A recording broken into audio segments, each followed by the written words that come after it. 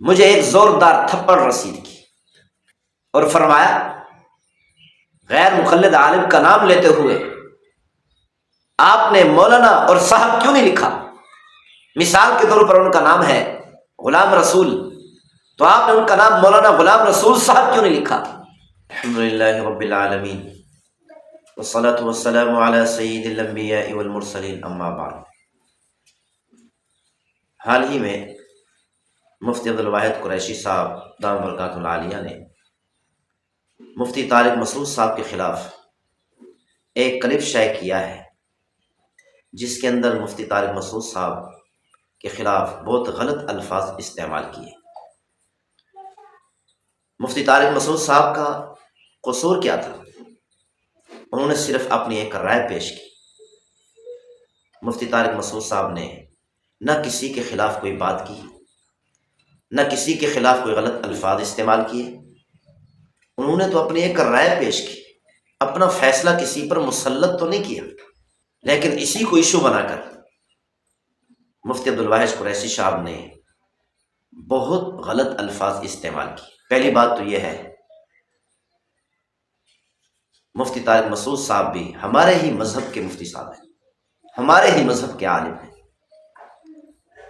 ہمیں چاہیے کہ ہم ان کی قدر کریں۔ اللہ تعالیٰ نے ان کو مقام دیا ہے، عوام کے ہاں، علماء کرام کے ہاں ان کا ایک مقام ہے۔ ایسے الفاظ ممبر رسول پر بیٹھ کر خاص طور پر ایک عالم کو دوسرے عالم کے خلاف استعمال نہیں کرنے چاہیے۔ مفتی عبدالواحد قریشی صاحب دامت برکاتہ العالیہ نے یہ جو الفاظ استعمال کیے ہیں، یہ کن کی وجہ سے کیے؟ مولانا فضل الرحمان صاحب دامت برکاتہ العالیہ کی وجہ سے کیے، قاری حنیف جلندری صاحب دامت برکاتہ العالیہ کی وجہ سے کیے، ان کے لیے کیے۔ کیا مولانا فضل الرحمان صاحب، قاری حنیف جلندری صاحب دامت برکاتہ العالیہ ان الفاظ کو استعمال کرنے کی اجازت دیں گے؟ کیا یہ حضرات اجازت دیں گے؟ ہمارے اکابرین ہیں، ہم ان سے بے انتہا محبت کرتے ہیں، ہم ان کی بے انتہا قدر کرتے ہیں، احترام کرتے ہیں۔ ہمارے اکابرین نے کبھی میڈیا پر بیٹھ کر، ممبر رسول پر بیٹھ کر ایسے الفاظ استعمال کرنے کی اجازت نہیں دی، اور نہ ہی یہ حضرات اجازت دیں گے۔ مفتی عبدالواحد قریشی صاحب دامت برکاتہ العالیہ کو چاہیے کہ اپنے اکابرین سے معلوم کر لے، کیا وہ اس بات کی اجازت دیتے؟ یقیناً نہیں دیں گے۔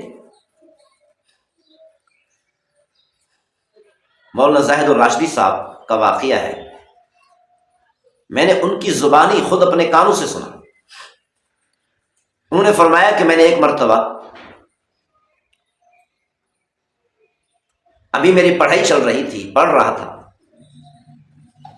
تعلیم جاری تھی، تو میں نے ایک غیر مقلد عالم کے خلاف دلائل لکھے ایک مسئلے پر۔ بڑی محنت کی، بڑی جستجو کی، بڑے بہترین دلائل لکھ کر آیا، محنت کر کے آیا، اور وہ دلائل میں نے اپنے ابا جی مولانا سرفراز خان صفدر رحمۃ اللہ علیہ کے سامنے پیش کیے۔ ابا جی رحمۃ اللہ علیہ نے وہ دلائل پڑھے، مجھے ایک زوردار تھپڑ رسید کی اور فرمایا غیر مقلد عالم کا نام لیتے ہوئے آپ نے مولانا اور صاحب کیوں نہیں لکھا؟ مثال کے طور پر ان کا نام ہے غلام رسول، تو آپ نے ان کا نام مولانا غلام رسول صاحب کیوں نہیں لکھا؟ احترام سے ان کا نام کیوں نہیں لکھا؟ ادب سے ان کا نام کیوں نہیں لکھا؟ ان کا نام لکھتے ہوئے، ان کا نام لیتے ہوئے بے ادبی کا انداز کیوں اختیار کیا؟ مولانا زاہد الراشدی صاحب فرمانے لگے، مجھے آج تک ابا جی رحمۃ اللہ علیہ کا وہ تھپڑ یاد ہے، وہ بھولا نہیں۔ ہمارے اکابرین نے ہمیں یہ سکھایا۔ ایک بد مذہب ہے دوسرے مذاہب کے علماء کا نام لینا ہے، ان کا نام بھی احترام سے لے، کیوں؟ ان کے پیچھے چلنے والے بھی بہت سارے لوگ ہیں، ان کی اتباع کرنے والے بھی بہت سارے لوگ ہیں۔ اگر آپ ان کے بڑوں کے نام غلط طریقے سے استعمال کریں گے، وہ تمہارے اکابرین کے نام بھی غلط طریقے سے استعمال کریں گے۔ ہمارے اکابرین نے ہمیں یہ محبت سکھائی، یہ احترام سکھایا، یہ قدر سکھائی۔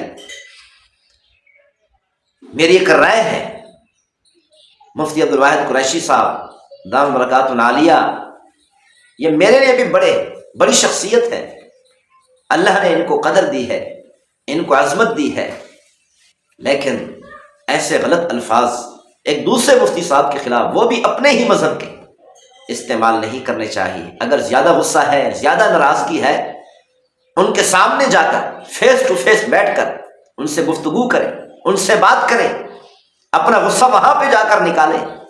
اور میڈیا پر بیٹھ کر اس طرح کی باتیں کرنا عالم کی شان نہیں ہے۔ دوسرے لوگ کیا کہیں گے کہ ایک ہی مذہب کے علماء آپس میں لڑ رہے ہیں، جھگڑ رہے ہیں۔ پیغمبر صلی اللہ علیہ وسلم نے ہمیں یہ طریقہ نہیں سکھایا۔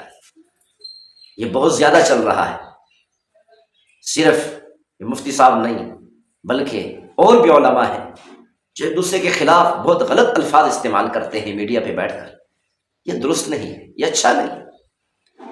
اگرچہ دوسرے مذاہب کے علماء ہیں، ان کے خلاف دلائل دیں، قرآن و حدیث کے دلائل پیش کریں، ان کے خلاف بھی غلط الفاظ استعمال نہیں کرنے چاہیے۔ اللہ تعالی ہم سب کو عمل کرنے کی توفیق نصیب فرمائے۔ وما توفیقی الا باللہ۔